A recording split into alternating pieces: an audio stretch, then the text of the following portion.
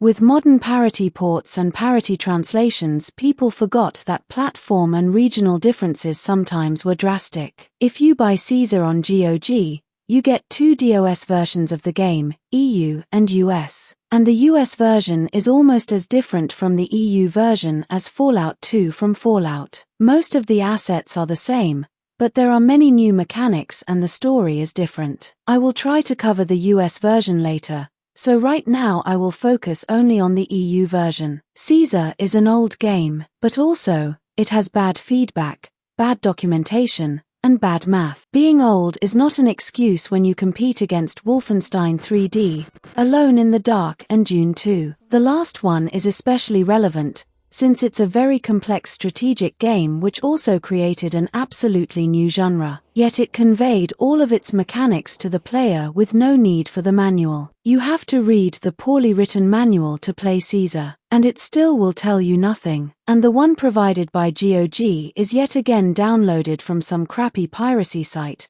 instead of an original new scan. There's basically no useful information about this game. If you try to look up any videos, all you can see is a couple of lexplays, out of which only one is real. The rest is people pressing buttons for a couple of minutes and calling that a day. There are a couple of mentions from people reciting other people, instead of doing original research. There's one video of a dude honestly trying to actually play the game, and failing miserably because the manual is useless and any real-life logic, or knowledge of more modern games, is inapplicable to an artificial spreadsheet with a GUI tacked on. I got so desperate I even looked up the reviews published in magazines at the time. Gamer Goebbels discovered that games journalism is a scam in 2015. I knew it from the start. And what I've seen in these ancient reviews is worse than anything I expected. The magazines loved to add screenshots, and that is like writing down your crimes. Most of the reviewers giving the game high scores failed to create housing, so instead,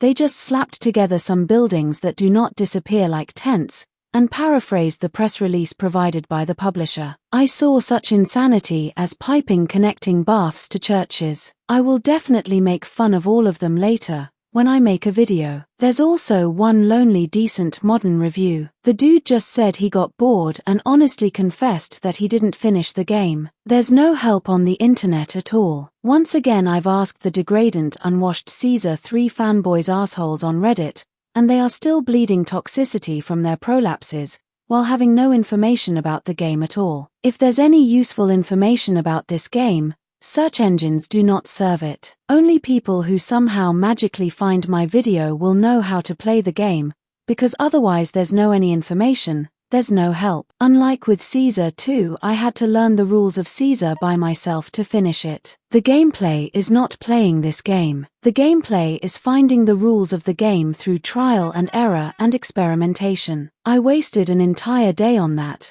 and I did not consider that to be fun. But once I kinda more or less knew the rules, the European version is so easy with starting $10,000 that I was just playing it. With my unoptimal twiddling and tweaking, it actually resembled a city-building gameplay. Just like with Caesar 2, I was using one, basically the same, loop on all the maps. But unlike Caesar 2, the maps had a lot of randomized water, often preventing me from recreating the same loop without tweaking. I dunno. If the rules were clearly conveyed and there was a tutorial, I probably would have enjoyed it more. Tents disappearing is the worst part of the game. If tents didn't disappear, I would have been magnitudes more lenient on Caesar and Caesar 2. But playing the game without knowing the rules is not something modern self-respecting people do. And I was cultivated for many, many hours. Let's put it this way. If I was someone who watched my video before playing it, I would say that the EU version of the game on 10,000,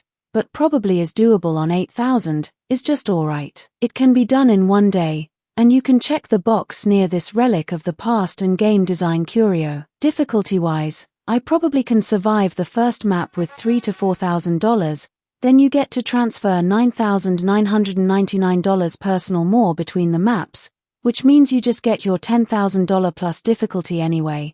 You just need to idle and earn more personal cash before taking the promotion. The GOG version comes with the dated blurry DOS box 0.7.4-2. Instead of that, I've used DOS box staging with all the Instagram filters removed.